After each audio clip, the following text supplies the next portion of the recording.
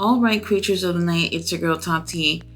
Where do I begin with Ring of Honor? We're at the point where things have gotten um, back to the way it used to be in terms of lazy booking. Things are just not making sense. There's no purpose for doing certain things. It's gotten to the point where just doing these watch-alongs and just having a great time with anyone who's on the panel with me and having a great time on the chat. That's the best part of doing those whole watch along when it comes to Ring of Honor. A lot of things are just not making sense anymore. Some of these matches are, I guess, worth watching, while others are just like, what's the point of this? One match I do recommend was the opening match, which was with Bryan Keith versus Aaron Solo. Aaron Solo has absolutely improved, and he does really, really well in terms of heel work in the ring, has lots of personality. However, I don't really see him getting past this enhancement talent phase with AEW. I don't know what they're going to do with him. I don't know if they see a star in him in terms of at least getting a mid-card title, if anything. But Bryan Keith ended up taking the win here. He's fairly new with AEW, so I'm not surprised that he's been taking some L's, but here and there, he gets some W's. Now, we do have Lance Archer and the Righteous go versus John Cruz, and I'm not even sure who the other two was in his team. It's kind of weird how during the pay-per-view, Lance Archer forgot about his teammates and recruited two other people to be in a trios match with him. And I just thought that was kind of strange. And here we are, he's back with the Righteous teaming up and definitely taking the win here. While I really do enjoy seeing the Righteous and Lance Archer, I just feel like there's no real thought out story or even the characters themselves that they play. Well, at least the Righteous. It's not absolutely thought out in front of the camera, and people are interested in seeing who these guys are, but you never truly get a chance to feel who they are. Now, after this, we have a video package of Mark Sterling, who is talking about Tony Nese. Tony Nese looks to be in the best shape that I've ever seen, and what I'm telling you, all the abs are on point. His body doesn't look like it has not even 1 little ounce of fat on it. And I'm just like, whoa, talk about dedication to get to looking like that is absolutely insane. We did see the premier athletes, which is Ari Daivari, Tony Nese, and Josh Woods. They did perform at the pre-show for the Supercard of Honor pay-per-view, and they were just absolutely on fire, and it looked amazing. So now we're starting to see some more promotions in terms of these guys, I guess, returning full-time on the card. I'm not sure. Now, although it was great to see them, still want to know where it is that they're going to take these guys, but we'll talk about that in a second. So we had a pretty great match with JD Drake and Lee Johnson. Definitely one of the ones I think, you can sit through and be entertained. You guys know me, I'm always complaining about the lack of personality from Lee Johnson. However, JD Drake is absolutely a freaking menace in the ring, and he is so talented. Don't let the way he looks help you think that he's not that great in the ring. He is absolutely amazing. Even at his size, he moves so well, so quickly. I absolutely love the way he is in the ring. And seeing that his tag partner is injured, Anthony Henry did state that he may be clear as early as the first week of May. So hopefully he'll be cleared and he's doing all right. So we'll be seeing tag team action with him soon. But on his own, JD looks absolutely amazing. I don't know how much faith that they have in JD. I can see him holding tag titles, but he can also be a singles champion as well. So who knows? But either way, Lee Boring Johnson ends up taking the win. Now, he's actually grown on me a little bit in terms of how he performs in the ring. I just feels like when he's with certain people in the ring, he absolutely looks better than others. Now, we do have Abaddon versus Allison Kay. This was so quick, like squash match quick. Allison She's great. She's been in Ring of Honor several times, many times, and I felt like this was too quick for someone like Allison, who has actually been in the ring in Ring of Honor. And I felt like, okay, when I saw her, I was like, wow, I haven't seen her in a little bit. She's great. Can't wait to see what she does with Abaddon. Abaddon takes the win really, really quickly. That's my zombie. But I would love to see them do other things than squash matches where we get a chance to see how well they perform in a ring for at least 5 minutes. Tony Khan, give us 5 minutes at least. Now, we do have Lexi Nair. She's backstage with Taya Valkyrie. Wants to know where Johnny TV at ever since he lost his match at the pay-per-view. Now, she says that Johnny's at home rehabbing his abs, and that she's going to have to carry the family's workload for the night. So we're going to see Taya Valkyrie in trios action later on. Next match, we do have the Infantry versus Iron Savages. And this was another great match that I think that y'all would actually enjoy to watch. Both of these teams are very talented. They have a lot of personality. This is why I would love to see the tag titles being featured more, because there are some really interesting teams in the Ring of Honor. However, the Infantry ends up taking the win, and I'm cool with that. Now, they take the win though, and here comes the Premier Athletes. All three of these guys come out, and they're putting the beat down. And I thought this was interesting because prior to this, they stated that, they were going to make their presence felt in Ring of Honor. And, that first match that they had at the pre-show was just a little taste of what it is that they're going to do. And they have a next phase that they're going to, sort of like take over Ring of Honor, whatever the situation is. However, I thought it was strange that they come after this match, and while they're attacking these guys, here comes Dalton Castle, Mark Briscoe, Brian Keith, Lee Johnson. I felt like there was even more people. Like, it just seemed like the whole roster came out to put a stop to the Premier Athletes. It felt like, okay, maybe I see where you guys are going, but it felt so random. It was really messy, and it was just like, damn, why is the whole locker room out here to prevent the Premier Athletes from taking over Ring of Honor? I don't know. Very weird moment. Hopefully we get to see these things, the storyline play out a little bit better in the future. Now, after this, we do have the ladies in trios action. We have Layla Hirsch, Kiera Hogan, and Trisha Dora versus Taya Valkyrie, Diamante, and Layla Gray. Yes, you heard that right, Layla Gray. I believe she's been in OVW.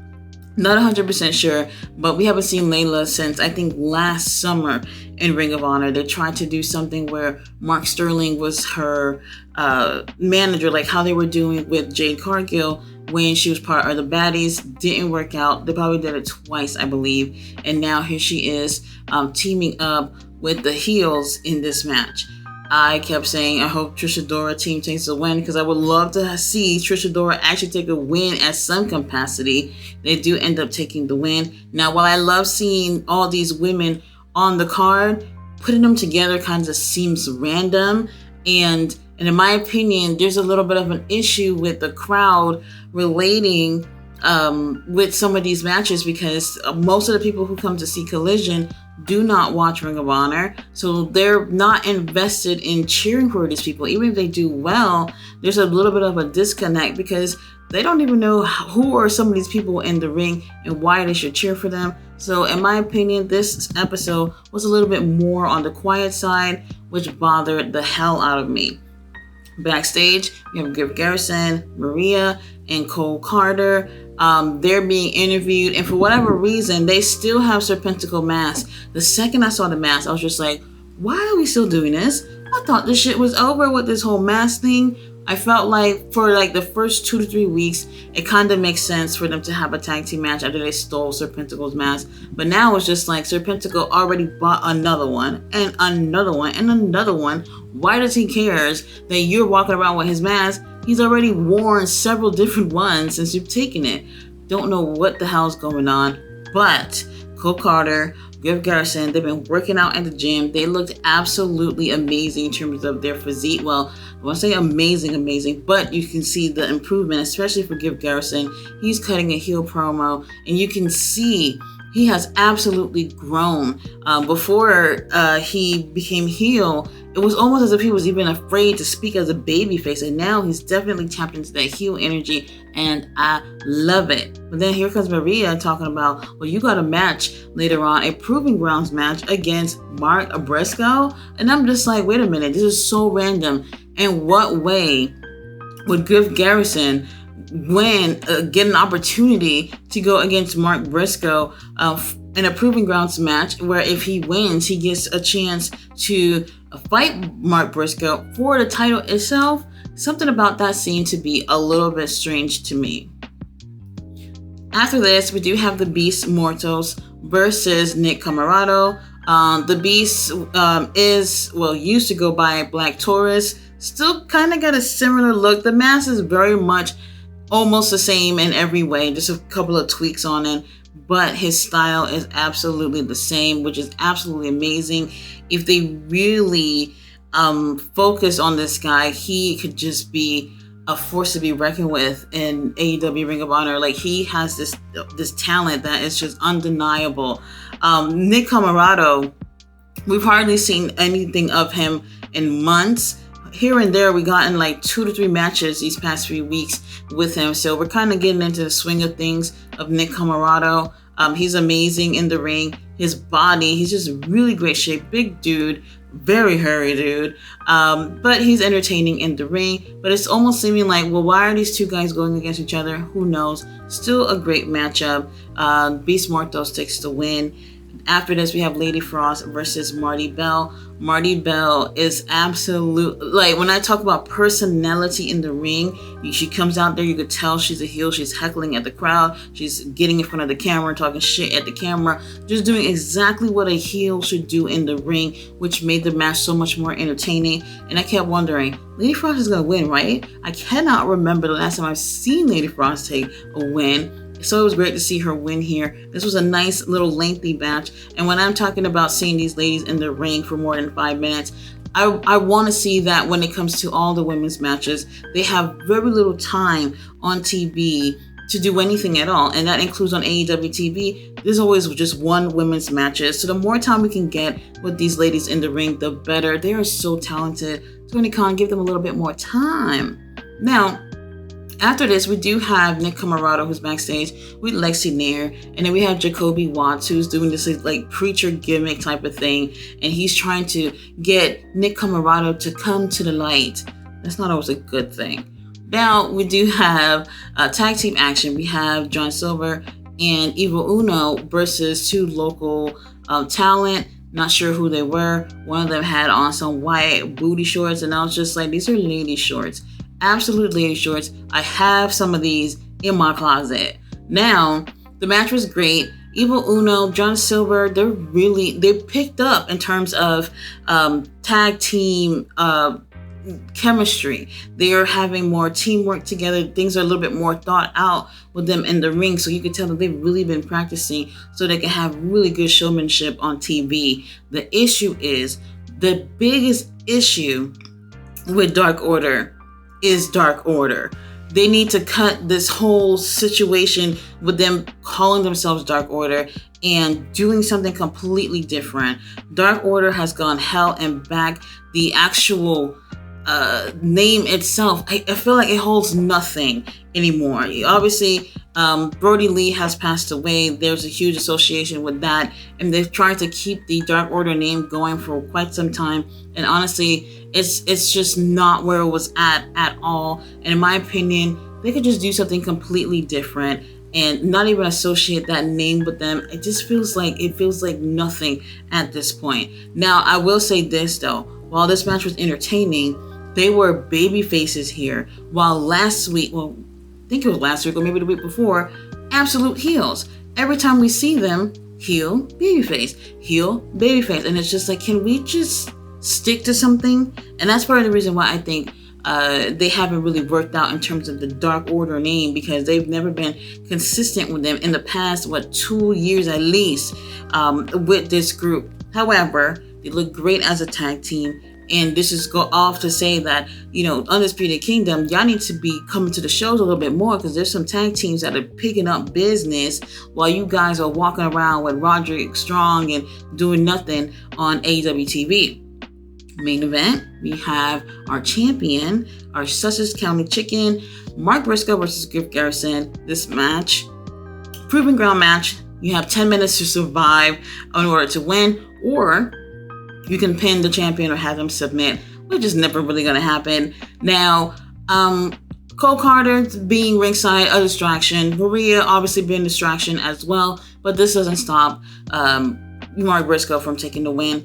And it was great to see Griff Garrison. Like I said, he has been improving, and I do feel like that encounter with Adam Copeland definitely has lit a fire up his ass. And I always say this, that when the veterans are taking some time to put over these young cats, like, that is very encouraging to them. So I would love to see Griff Garrison and some of these younger talent get more opportunities to be in the ring, especially with someone like Mark Briscoe. I would have never thought I would see him in a ring with Mark Briscoe, although I felt like his opportunities to get there didn't really make sense, but the experience is definitely what's going to help him to get to where he needs to go. This episode, skippable as fuck, but it's okay. About an hour and a half. We've been getting like hour episodes these past few weeks. They gave us a little bit more this week, which is okay. $9.99, you guys. Sometimes I feel like it's not worth it, and they have not been improving in terms of the quality of the show. So here I am once again being a sacrificial lamb watching it. But if you guys want, you guys can always pull up to my watch-alongs. Those are actually more fun than the actual shows. We have a really great time just discussing wrestling, and sometimes anything at that point, since we're so bored from watching the actual show. Guys, thanks so much for watching my review. Rampage will be on Saturday with Collision, so there will not be any reviews on Rampage tomorrow. So come by on Saturday. I will be doing a watch along, and on Sunday I'll be doing a watch along for Dynasty. I'll see you guys then. Bye.